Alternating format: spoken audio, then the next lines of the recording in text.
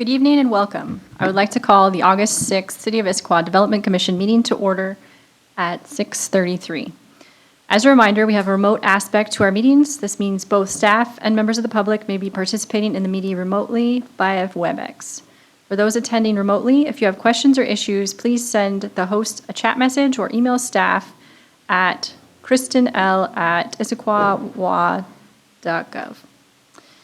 Excused absences for this meeting are Commissioners Fasoon, Mayo, and Gilbert. Alternate member Katie Stanchek is filling in this evening as a regular member. Welcome, Katie. Approval of minutes.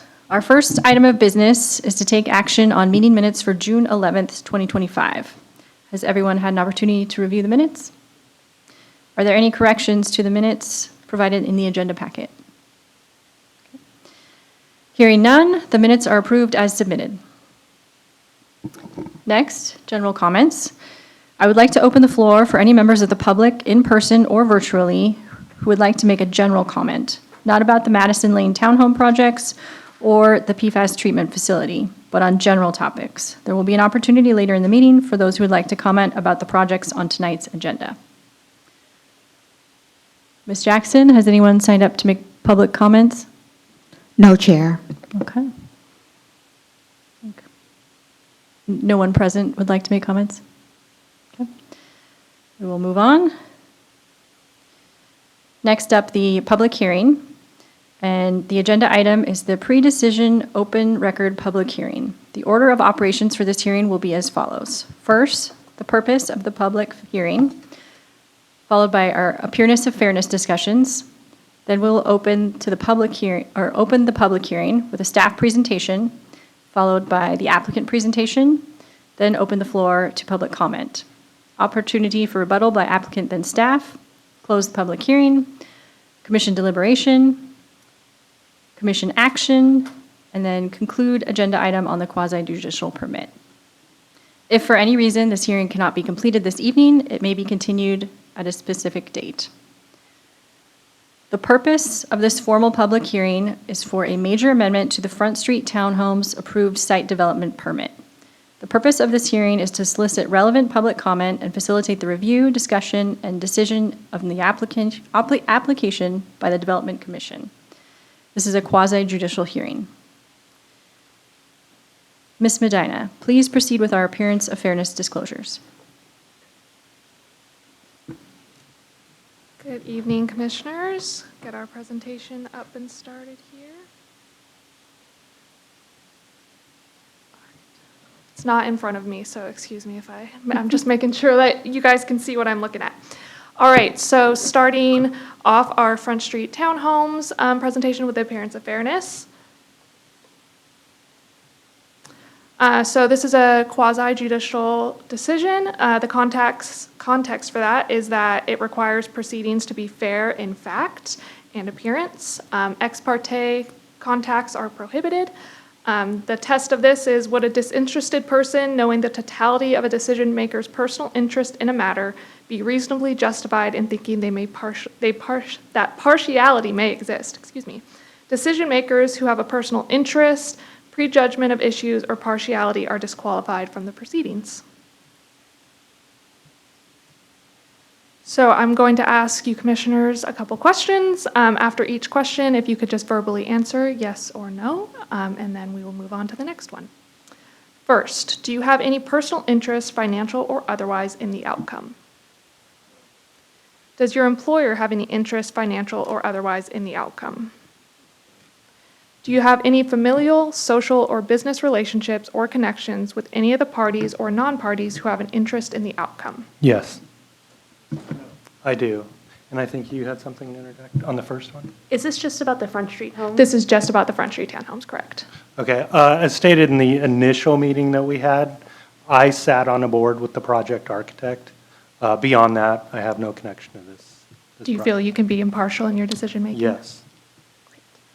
Do you have any special knowledge about the substantive or the merits of this proceeding which would or could cause you to perjure the outcome?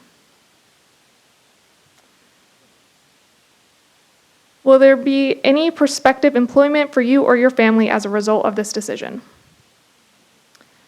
Do you own or control property within 300 feet of the subject property? Have you had any ex parte communications regarding this project? Do you believe you can sit and hear this matter fairly and impartially, both as to the respective positions of the proponents and the opponents of this matter? Does anyone in the audience wish to challenge the participation of any commissioner based on the appearance of fairness doctrine? All right. Nobody virtually either, I assume? No one's on virtually, so I assume not. All right, thank you, commissioners. So I'll now begin the presentation for the public hearing for the Front Street Townhomes. Hold on. Yes. First, I need to open the public hearing Yes, we do. Sorry. at 6:38. And first, we'll proceed with the staff presentation. I'll need to swear you in. Please state your name and position at the city for the record. Emily Medina, Associate Planner. Do you swear by oath or affirmation that the testimony you are about to provide is true? I do. Thank you. Please proceed. Thank you. So yes, the presentation for the site development permit, major amendment for the Front Street Townhomes. The location is 665 Front Street North. This is the site next to the Dairy Gold, used to be a Bank of America site. Most of you will remember, we've talked about this a couple months ago, and now we're back for second take. It's within the Old Town sub-area, zone CBD, and its land use designation is retail. So it has an approved site development permit, which we had a public hearing for before you commissioners on January 25th of this year, and it was approved with 13 conditions. The original SDP proposal was for 27 residential units and 2 commercial spaces throughout 3 buildings. There's community space, utility and frontage improvements, and internal access road. So none of those major aspects of the proposal have changed. Same number of units, same number of buildings, pretty much the same exact footprint. The proposal changes are mainly design changes to the facade. There's 1 additional retail parking stall next to the Retail South location. And then there's a canopy that's been added over the south retail parking. So the reason this had to come in for a major amendment is due to the fact that the changes in facades are greater than 10% of the building, since it affects the whole all 3 buildings on all sides. And then the changes were inconsistent with the approved development. With the approved development permit. Doesn't mean they're inconsistent with code, just means it looks different than you originally saw, so we bring it back to the commission for approval again. So I just wanted to do a quick overview of code sections that are not being altered. This is a pretty narrow scope of what this amendment is. So there's no changes to permitted use, form and intensity, which is setbacks, height, impervious surface. No changes to the landscaping, lighting, and then certain sections of the building and site design also do not have any changes. So I'll specifically be just focusing on what is being affected and how the new design complies with those. Just of note is the conditions on the approved SDP. As mentioned, there was 13 on that original SDP. Those aren't changing. They're not going anywhere. They're still going to be enforced, and they will be reviewed for as part of the construction permitting. So the site work, building permit, landscaping, all will still be required to comply with those original conditions. So site and building design. The 3 major changes in regards to this code section are change in color. The repetition of the building facade is more broken up. So instead of every other it being different, it has a little bit more of a broken up facade. And then brick at the ground floor entrances has been added. In terms of this complying with code, it has all the required architectural elements. The buildings are oriented towards the transportation facilities. The main entries face sidewalks, and each unit has its own entry with weather protection. No blank wall longer than 30 feet. And then the repetition and modulation is still provided. For parking, 1 additional retail parking spot has been added. This increases to a total of 4 from the previously approved 3 spaces, which is still within the required parking for retail of 3 to 7. Old Town design standards. So The major changes that you're going to see here are in the brick color. The plinths have been added, which now complies with code. There was a condition about that on the original SDP, but that change is being addressed here as well since it is a code compliance issue. And then there's the extension of the retail facade with parking screening, which is what you see on the bottom image with the greenery coming up. That's now screening the parking from view from the sidewalk and street. And then there's a revised window and entry configuration. Makes the entryway of the retail more prominent versus it used to extend all the way up and it kind of got lost in the residential behind it. It's now prominent, like what's retail and what is the residential. All right, those are our main changes. Believe I wait for questions until after the applicant proposal? Or would you like to do questions now? No. Are there any questions from the commission on the staff presentation? No questions. Now we'll proceed with the applicant's presentation. I'm going to share my screen for you. Not that one.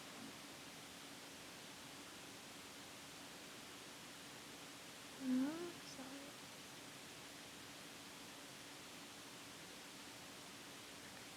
What's your name?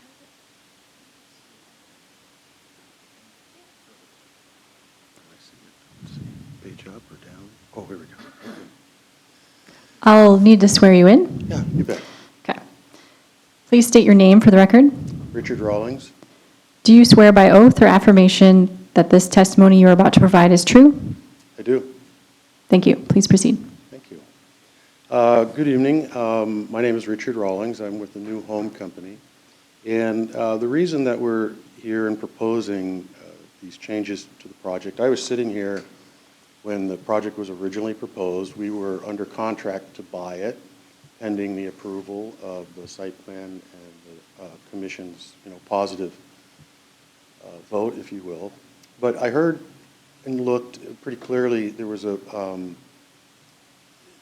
feeling among the commission that I agreed with, that while the project checked all the boxes was one of the phrases that was used, there was some conversation and discussion about the aspect of the old, how does it fit in with the old town and that historic nature, but the commission couldn't quite verbalize a condition. And so after 20 minutes or so of saying, well, can't we just ask the staff to work with the applicant to address, it was determined that we really couldn't come up with a condition.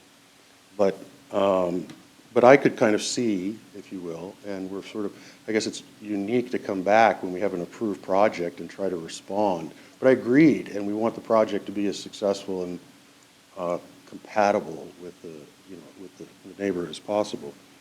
So, there we go, it's just my fingers. Oh, gotcha. Am I no good at this? Oh, gotcha. Okay, now I'm working.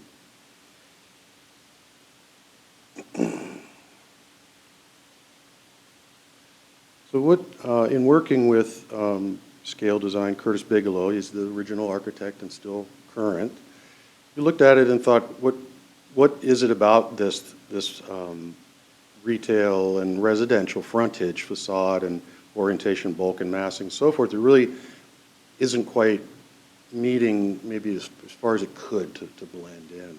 I think we identified a couple of things. As Emily mentioned, there was kind of this prominent three-story nature at the commercial entry, and it tied up to the third floor of the building that kind of behind.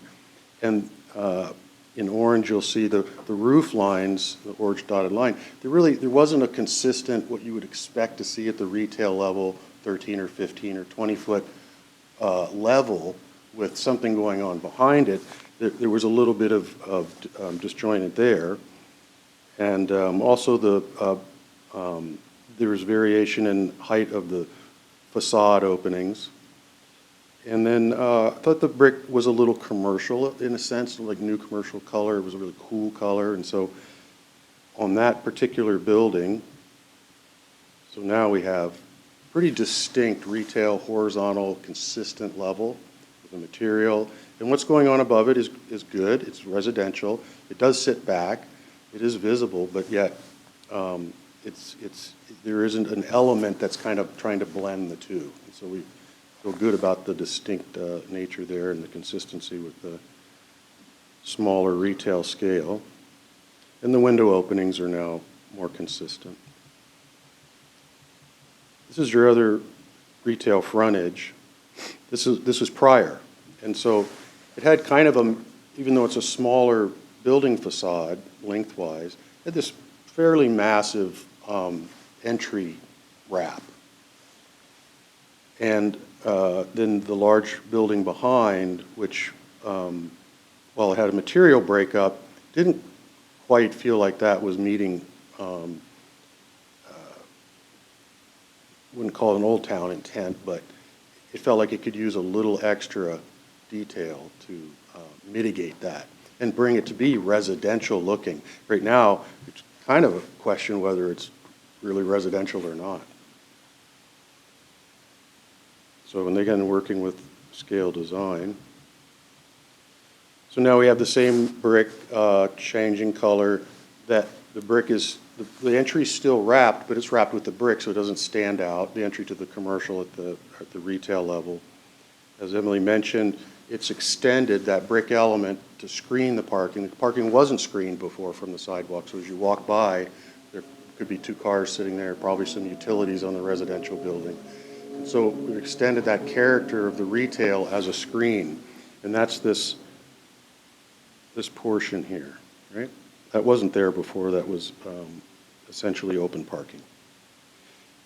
And so it has brick columns, a solid lid, and then we'll use some grids and greenery to fill in what would normally be glazing. And then on the building behind, part of the reason that building behind didn't have detail is there's some fire rating aspects of that wall in particular. And so while we can't punch windows in it, we can do some faux window detailing and also add the turret and have more of what you would consider a townhouse kind of elevation and facade versus what was previously there, which the form wasn't really easily recognizable. I'm just going to back up real quick. Not super recognizable. What is that form that's going on in the residential behind? And the final comment that we heard was that there was some repetition on the Holly Street frontage, which is all residential. And so you could see previously, unit after unit, whether it's the 4-bay or the back portions, just fairly repetitive. And so we are suggesting now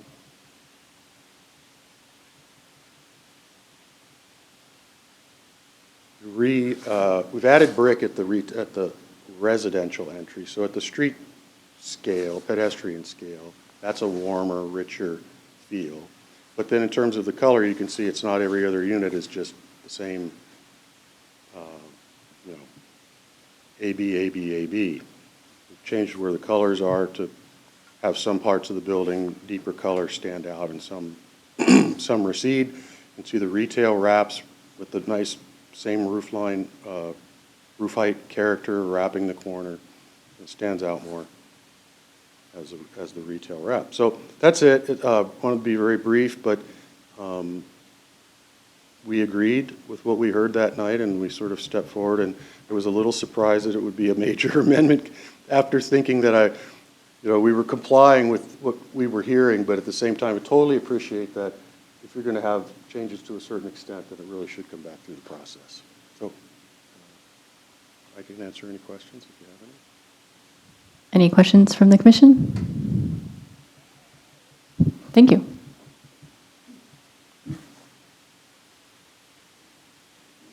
Now we'll move to the public comment portion of the hearing.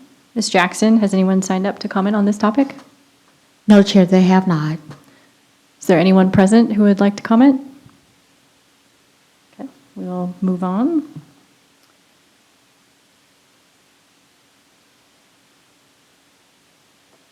Commissioners, are there any objections to closing the public hearing?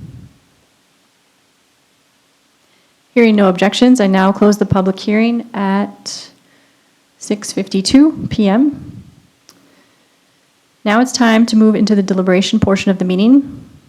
But first, we need to make a motion. Is there a motion on the item before the commission?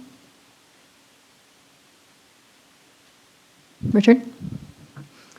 I move that the Development Commission approve the site development permit major amendment for Front Street Townhomes, MSPA 25-00002, as described and evaluated in the staff report dated July 25, 2025, with Exhibits A through E, subject to the conditions therein and as amended tonight. And I move the Development Commission direct the Community Planning and Development Department to prepare findings of fact and conclusions for review and approval by the Development Commission Chairman, affirming the Development Commission's decision to approve the Front Street Townhomes major amendment, MSPA 25-0002, subject to the conditions listed in the staff report, dated July 25, 2025, with Exhibits A through E, subject to the conditions therein and as amended tonight. Second? Thank you. Does anyone want to discuss or deliberate? Yes. Okay, I have a couple of questions. I'm not sure whether this is for staff or the applicant or both. So in sheets A30 and A31 and the revised ones in the plan set, it looks like there are two different reds there on those diagrams. Is it all the same red? Are we talking about the deep red or on those two? If you pull those up, I think you'll see one is a little brighter than the other. Just share my screen real quick.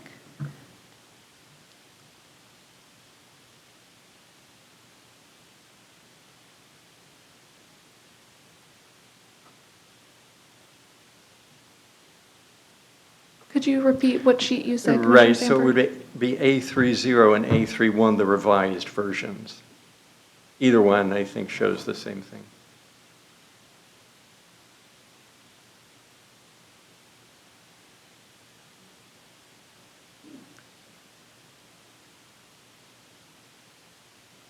Yeah, so that's what I'm talking about right there. You see the red on the end there? It's considerably brighter than the other red down below. I believe based on the material key that it's all supposed to be the deep red. Okay, so it would be more like the ones down below in the residence, is that true? That is my understanding. Okay, good. Want to check that we're within the Old Town chroma range of 14 or below, that isn't a brighter color than chroma 14, is that right? Correct, it's the deeper red, not Okay, as great. bright color. Yeah, okay, great. And one other question, the new canopy over the parking area, is that the canopy that's used in other areas of the building? It's steel, painted black, underside cedar, is that right? Sure, I would have to pull it up if you know off the top of your head. It would be a metal roof. I don't know that we thought about the underside being soffitted, but it would be a steel corrugated style. Okay, good. So that's why I was wondering if we're going to have that over parking. Is wood an acceptable ceiling for a new parking area? Let's see, the entire canopy is steel, Okay. structurally and roofing material. Okay, so it doesn't have cedar under it the way it was described. So somewhere else in the plans, I forget where that was. I guess I couldn't answer that specifically without looking. I believe the entryway canopy has a cedar underneath. Right, I right. don't remember seeing that with the retail canopy. I also thought it was just steel.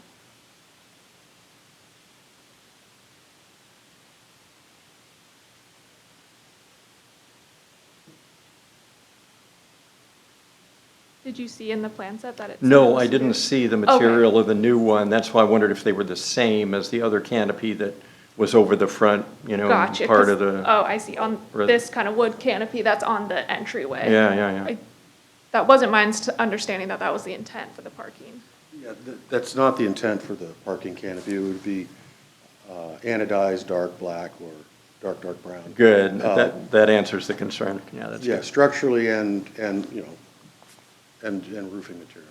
all Okay, that. good. And where would that canopy drain? Just want to make sure it's not draining on the Front Street sidewalk. Yeah, it'll be guttered. Yeah, okay. Yeah. Thank you. Yeah, that's all I have. Any other questions from the commission? I just want to make a comment, if that's okay.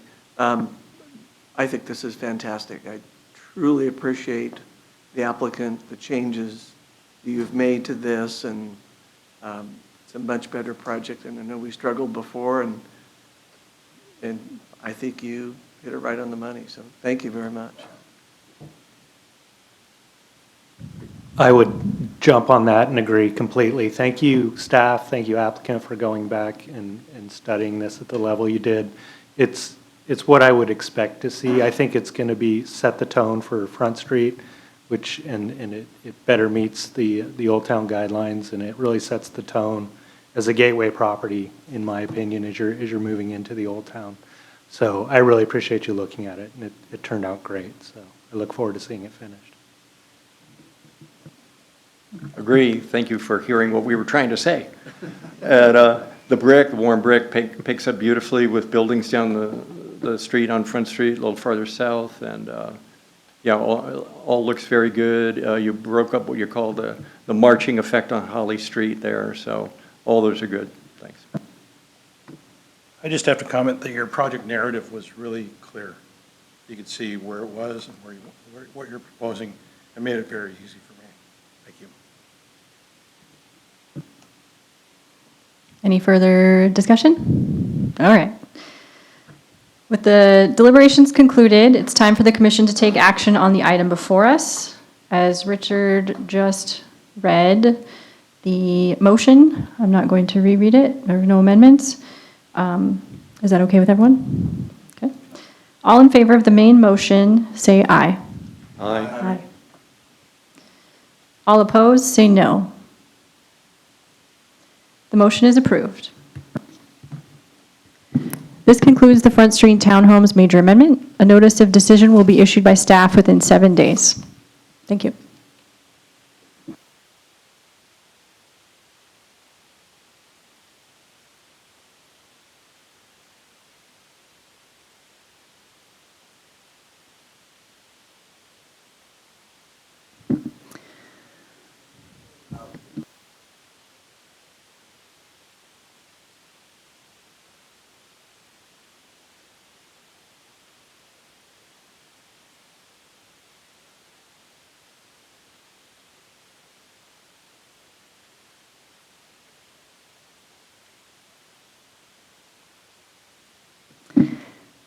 All right, now we will move on to the next public hearing. This is the formal public hearing for the Well 9 PFAS Treatment Facility Site Development Permit. The purpose of this hearing is to solicit relevant public comment and facilitate the review, discussion, and decision on the application by the Development Commission. This is a quasi-judicial hearing. Kristen, please proceed with our application of fairness disclosures.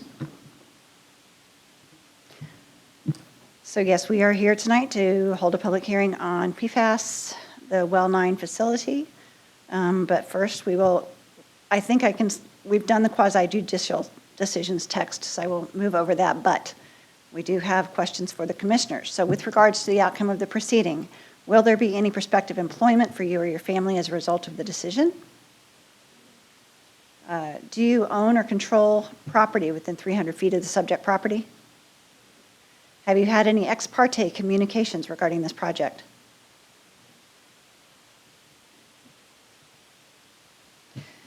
Do you have a personal interest, financial or otherwise, in the outcome? Does your employer have an interest, financial or otherwise, in the outcome? Yes. I would like to I would like to recuse myself from this one. I work for WTDs. I'm a long-term planner for separated conveyance, so we interface frequently with the sewer districts. Okay, thank you. Anyone else? All right.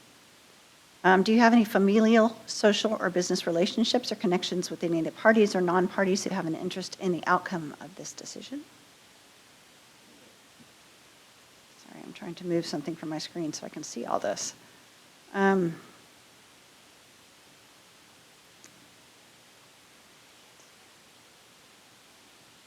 we go. Okay. Whoops. There we go. And do you have any special knowledge about the substantive or the merits of the proceeding, which would or could cause you to prejudge the outcome? Okay. Do you believe you can sit and hear this matter fairly and impartially, both as to the respective positions of the proponents and the opponents of this matter? Okay. Commissioner Stanchak, you won't be able to deliberate or to vote in this discussion. As for the audience, does anyone in attendance wish to challenge the participation of any of the commissioners based on the appearance of fairness doctrine? No? Okay. Thank you. Now I open the public hearing at 7:03 p.m. First, we'll proceed with the staff presentation. Kristen, I'll need to swear you in. Please state your name and position with the city for the record. Kristen Leeson, Planning Manager. Do you swear by oath or affirmation that the testimony you are about to provide is true? Yes, I do. Thank you. Please proceed. Okay. So this is the Well 9 PFAS facility, treatment facility. It's located at 940 First Avenue Northeast. It is located in a community facilities zone, and the land use designation is community facilities. It requires a level 4 SDP because of the size of the site, which is over an acre. It is a non-conforming utility. However, they are able to expand extend it, the utilities, if they meet all three of the conditions, which are they won't result in adverse consequences with adjacent properties or persons near the properties. It is reasonably necessary to provide improved services in the area, and all facilities on the site must use appropriate screening, which includes landscaping. So they propose to demolish the existing facility, and then the new facility will remove substances from water that is produced from wells 7, 8, and 9, and then they will house a treatment equipment, electrical equipment, HVAC, and one bathroom. They propose to modify the existing on-site water mains to extend the system that they already have, to install an 80,000-gallon backwash tank, to add landscaping and additional frontage improvements on First Avenue Northeast, and to add a new transformer, and they will underground the existing utilities that are currently overhead. This is a unique site in that they are not necessarily required to meet all of the conditions, because this is not a site that we want to be open to the public. We don't want to invite the public to want to look in the windows. You don't want it to be right on the street front because you don't want people near it. We want to protect this site. So it's a little different than everything else. However, they are asked to comply to the best extent possible. And so they have. They include clear story windows and a roof. They chose a natural palette, although they do have pops of color. They have varied roof heights, and they include modulation. What they do not include is weatherproofing over the entries to the doors, or the entryways. So deviations and conditions of note with this project are that they are only allowed to have, this is Tier 2 parking. They are only allowed to have, they have a maximum of 5 spaces. They are proposing 6. So one of the conditions is that they need to remove one of the spaces, and this would be done at construction phase. Building design, they have not, as I mentioned, they have not proposed weather protection over the entryway. So another condition is that they would be required to include that with the construction permits. And lastly, they asked for a deviation. The deviation is to not include the 5-foot bike lane. They are proposing to do a 5-foot sidewalk, 5-foot landscape strip, curb and cutter, and an 11-foot lane. However, because the Issaquah Preston Trail is directly across the street, they don't feel the need to include a bike lane here. And the city approved this one. So DC, the Development Commission has some options. You can either approve as proposed, as recommended by the staff, approve with revised and/or additional conditions, or you can deny the permit. And that's all I have. You have any questions?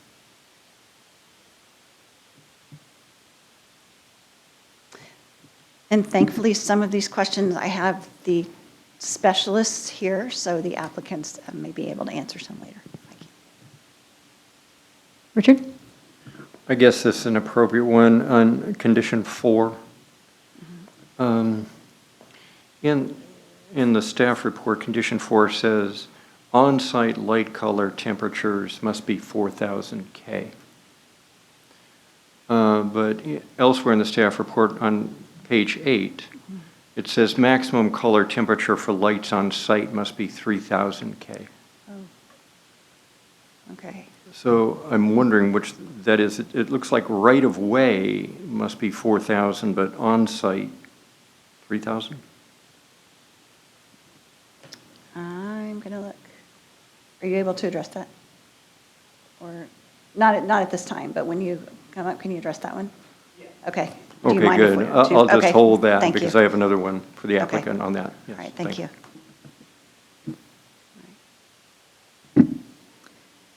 Thank you. We'll move on to the more questions? I guess I had one question. When I look through the staff report, do I have it correctly that the conditions are on page 15? They're listed as like footnotes? They as are, they opposed look like to- footnotes, but those are the conditions, yes. Okay, I'm curious why the change in sort of format of, This is one of those things we're trying to fix. It was caught at the very end, and we're Okay. trying to make everything the same now, but this one was missed. got it. Okay, thank you.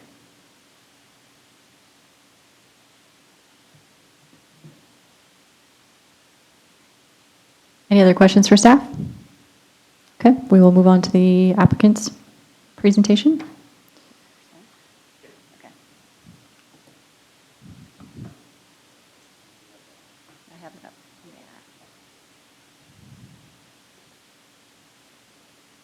There you go. Maybe. There we go.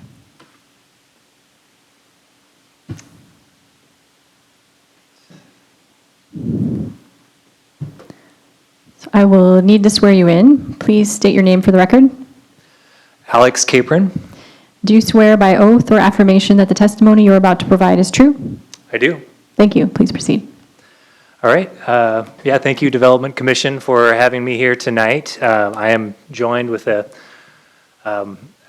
big team, some of which are online, some of which here in person. I have Kyle Wong, Engineering Manager with Sammamish Plateau Water, as well as Jay Kraus, General Manager, here in person. Also with me tonight are Lynn Stevens, virtually.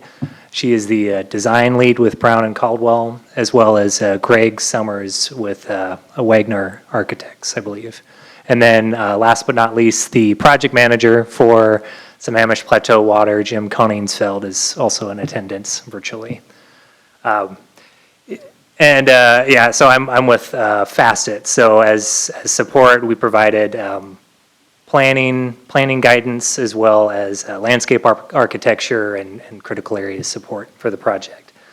So as Kristen mentioned, this is a proposed new PFAS treatment facility that is in fact co-located with the existing Well 9 corrosion control facility. So just wanted to make that clarification. So that building will be retained, but the site lies within the community facilities zone and follows development standards for the intensive commercial zone. The facility will house up to 8 12-foot diameter granule activated carbon pressure vessels in a 5,357 square foot building with a net floor area of 4,890 square feet. Here, and I have the, let's see. If I can, there you go. So we've got the site plan there. So this is going to be an unoccupied building. So it is a factory industrial occupancy with site access limited to 1 or 2 vehicles per week for routine operations and maintenance, and no increase in current traffic over existing conditions. The site currently supports chemical feed systems for water treatment, backup power, and major transmission infrastructure that blends groundwater with regional supply and conveys it to the district's distribution system. So in terms of building design, as Kristen mentioned, the treatment facility incorporates a neutral color palette featuring gray and brown for siding and metal roofing, complemented by blue and tan accent colors on the pop-out walls as shown in Exhibit G. The main doors will include weather protection as shown in the recently submitted building permit. So this development is classified as a minor utility facility under IMC 18.102.250, and the fully enclosed structure will not exceed 40 feet in height above the the average existing grade. And then architectural features include a clear-story roof with slopes of 3.5 over 12 on the south end and 1 over 12 on the north. And then highlighted by an approximately 4-foot-high clear-story windows and 2 pop-outs on both the north and south elevations, adding visual interest while maintaining functional design. So in terms of critical areas for the site, the project is in a designated critical aquifer recharge area because of the district's groundwater wells are on site. A man-made stormwater detention pond that is not regulated as a wetland under IMC 18.802.200 is confirmed by the U.S. Army Corps of Engineers in their jurisdictional determination. There's also an off-site stream buffer, but it is separated from the project area by an existing paved right-of-way, and that does qualify for a stream buffer reduction under IMC 18.802.330 subsection K, rendering the buffer inapplicable to the site as confirmed by the city's third-party consultant ESA. So there are no regulated streams or stream buffers directly on the project site. In terms of landscape requirements, the proposed preliminary landscape plan does include 26 native replacement trees that will exceed the existing tree canopy lost in this project as a result of the PFAS treatment facility. All plant species are selected from King County's Native Plant Guide and city's preferred tree list. Tree shrubs and meet spacing and sizing standards under Chapter 18.606 IMC with a minimum 50% evergreen vegetation used for required visual screening. The street trees are selected and located in accordance with city standards and existing site constraints, as utilities will be placed underground and a modular wetland will be placed in the planter strip frontage for improved stormwater filtration. And I've got there. And then, in sum, we do support the city's recommendation of this site development permit, as well as the conditions of approval listed within the city staff report. And I do want to hit on that lighting question as well. So we do acknowledge that the site lighting requirements are 3,000 degrees Kelvin. So that is 1,000 degrees under the typical standard for on-site lighting requirements. However, we do, the project team's electrical engineer can address this slightly warmer tone in lighting with a light fixture change under the building permit. So, with that. Any questions? Wanted to follow up on the lighting issue.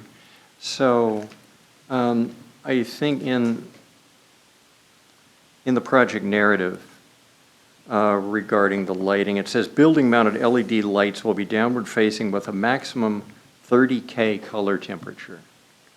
What does that mean? Is that 3,000 Kelvin, or is that, what is the 30K? Is that lumens, or what does it refer to? Yeah, just in looking at that a little bit further, I believe it has to do with the warmth and the appearance of lighting. If you have, Yeah, I guess my hope is that we're going to use the same term for all this. And 3,000K, it seems to be the requirement to me, and at least staff reports that for on-site lighting must be 3,000K maximum. So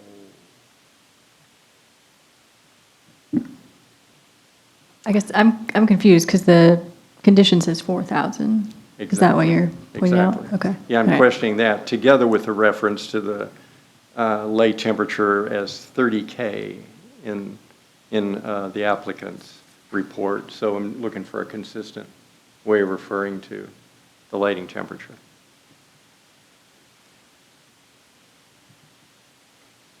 Yeah, and I believe the code under 18, is it 610.060 does mention, 3,000 degrees Kelvin. So we're fine with that Okay. change in the condition. Okay, good. Thanks. And I think we'll probably have to have an amendment to that condition later on, but I'll wait on that. Any other questions for the applicant? I just need to be educated a little bit with the PFAS.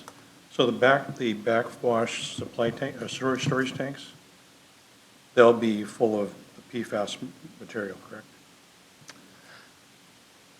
No? Oh, yeah.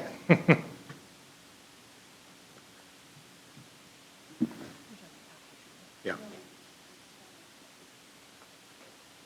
I am Kyle Wong with the Sammamish Plateau Water and Sewer District. Do you swear by oath or affirmation that the testimony you're about to provide is true? Yes. Thank you. So no, the backwash tank would just be backwash water. Oh, Correct. where is the PFAS contained, once you do the cleansing or filtering, is it the activated carbon that will have the? Correct. It will have the PFAS. And then how does that handled when you gather it and take it away to be treated or disposed of? Yeah, so then the spent activated carbon will then be taken away, like you said, and then disposed of off-site. So there's, the only concern the concern I had was since there's a wetlands and critical areas that we're not likely to have a spill. And I don't know how you would, is it just in bags or totes that you would take the spent activated carbon and take it away? It would, my understanding is it would be trucked away in big containers. Okay. Yep. And the other question is, how long is construction, do you think? How long is construction? Yeah, a year and a half? It's about 2 years. 2 years. Thanks. Any other questions for the applicant? Thank you. Oh, Richard. Picking up on Commissioner Kada's point, so sodium hydroxide is used in this process, is that right? Or the PFAS? Yes. No, it's not. Okay, so I believe I saw in the statement the chemicals used in PFAS treatment are sodium hydroxide for pH adjustment, a sodium hypochlorite for disinfection, and a fluoride. Yes, I mean, you are correct there, but not for the PFAS removal, because Okay. in those tanks is just a granulated activated carbon. Okay, so sodium hydroxide, that's a pretty corrosive material. I think that's probably a hazardous material. So similar question, how is it being transported and transmitted around the site? I don't have the answer for you right there. I can give staff the answers once I talk to our operations staff. Okay, I guess I have the same concern as Commissioner Kada about transportation, transmission of these materials right around the North Fork of Issaquah Creek. The hazardous materials are not stored on site, is that correct? To my understanding, no. Okay, thank you. So the question related to staff on this, so the project is reviewed by Eastside Fire, and they'll look at it from a hazardous materials management and permitting standpoint where necessary. Is that typical as part of the review? Correct. I was just about to bring that up, is that we're looking at the site plan itself, but it does go through another review for construction. And yes, fire looks at it, building looks at it. There are all sorts of regulations in place that would manage that. Thank you. Any other questions? All right, thank you. So just real quick, I just got a word from Jim, who's online, that the caustics is trucked in, is transported via a truck.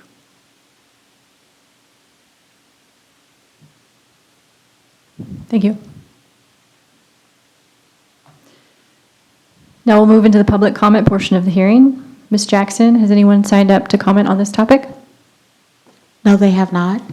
And would anybody present in person like to comment? Okay, moving on. Commissioners, are there any objections to closing the public hearing? Hearing no objections, I now close the public hearing at 7:24 p.m. Now it's time to move into the deliberation portion of the meeting, but first we need to make a motion. Is there a motion on the item before the commission? Madam Chair, I move that the Development Commission approve the site development permit for Well 9 PFAS Treatment Facility SDP 24-00015 as described and evaluated in the staff report dated July 22, 2025, with Exhibits A through T, subject to the conditions therein and as possibly amended tonight. And I move that the Development Commission direct the Community Planning and Development Department to prepare findings of fact and conclusions for review and approval by the Development Commission Chair, affirming the Development Commission's decision to approve the site development permit for Well 9 PFAS Treatment Facility SDP 24-00015, subject to the conditions listed in the staff report dated July 22, 2025, with Exhibits A through T, subject to the conditions therein. Second. Thank you. And now discussion. Are there any amendments proposed? Chair, I'd like to propose and move an amendment to Condition 4 to read as follows. A lighting photometric plan shall be provided for the project site and right-of-way lighting. The lighting level shall comply with Chapter 18.610 IMC, outdoor lighting, and provide an adequate amount of illumination for the intended use, period. On-site light color temperatures must be 3000 K, period. Compliance with the outdoor lighting code will be reviewed with construction permits. Is there a second for that amendment? Second. Thank you. I have one question about the amendment. So we specify 3,000, and does the code say it has to be 3,000 exactly or no higher than 3,000? In case The it's code says- 2,700. It says maximum 3,000. Maximum. So I guess, would we want to? So I'd like to change that sentence then in the amendment to on-site light color temperatures must be a maximum of 3000 K, period. Is there a second for that? Or is it second read? Second. Thank you. Any further? Madam Chair, can you Yes. handle that as just a friendly amendment? So we don't have to vote on adding max in there? Yeah. Okay, are there any further discussions or deliberations? Just on, again, on the proposed amendment to item number, or condition number 4, that maximum 3,000 K would be on-site, and then it's 4,000 K for off-site lighting. Is that correct? That's the code requirement, correct?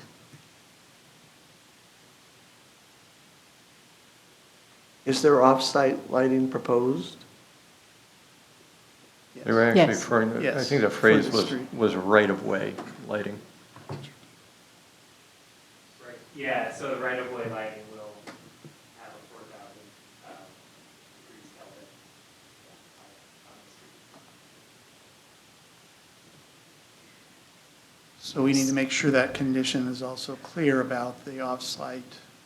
Well, if the code is 4,000 and the amendment states on-site 3,000, will that cover it? Is it, Emily?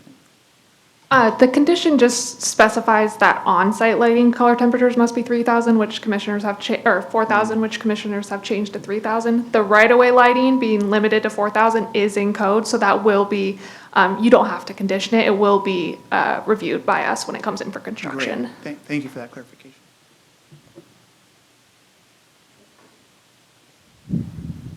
Any further discussion? All right, thank you. Do I need to restate the amendment? Kristen? Do I need to restate the amendment? Yes, please. Okay. Okay, this want to what it restate is? this, Sure, to clarify it? yes. Okay, sure. I think this is what we've arrived at on this one. Condition 4, a lighting photometric plan shall be provided for the project site and right-of-way lighting. The lighting level shall comply with Chapter 18.610 IMC, outdoor lighting, and provide an adequate amount of illumination for the intended use, period. On-site light color temperatures must be a maximum of 3,000 K, period. Compliance with the outdoor lighting code will be reviewed with construction permits. Thank you. With the deliberation concluded, it's time for the commission to take action on the item before us. All in favor of the main motion? Madam Chair? Oh, yes. I think we have to act on the amended. Oh, okay. Amendment first and then take. Okay, Vote on the thank you. amendment first. All right, so take action on the amendment. All in favor, please say aye. Aye. All opposed, say no. The amendment is approved. And now we will take action on the main motion. Okay. All in favor of the main motion, say aye. Aye. All opposed, say no. The motion is approved. This concludes the Well 9 PFAS Treatment Facility Site Development Permit.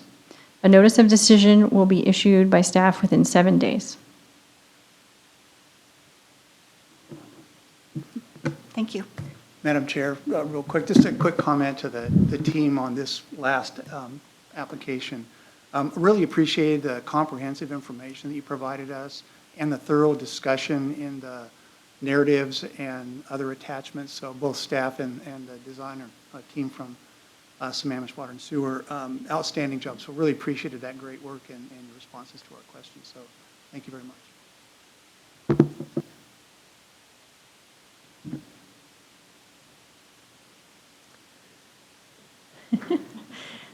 All right, thank you. Now on to general business. Does staff have any city council updates for the commission? I wanted to let you know that on July 21st, the contract between the city and King County Housing Authority approving deviations from the code was approved. And so now the site development permit, it's been through one initial round of review. It will go through another one now that the contract has been approved, and that will be coming to you in the future. I'm not sure when. This is the only council amendment I have. Thank you. Any other business or announcements? I just wanted to remind you that on absences, we're having pretty regularly scheduled meetings right now, and we will have one on September 3rd. We will have one likely in October, but I'm not sure of the date yet. At any rate, according to the rules and regulations, I need to know at least within 5 days prior to the meeting that you will be absent. We all know things come up. There are emergencies, kids get sick, that sort of thing. But I need to know 5 days prior to the meeting if you're not going to be here in order for it to be excused, with those exceptions, please. Thank you. Thank you. Thank you to the staff and the applicants tonight and members of the public who attended. There being no further business before the commission, I adjourn the meeting at 7:32 p.m.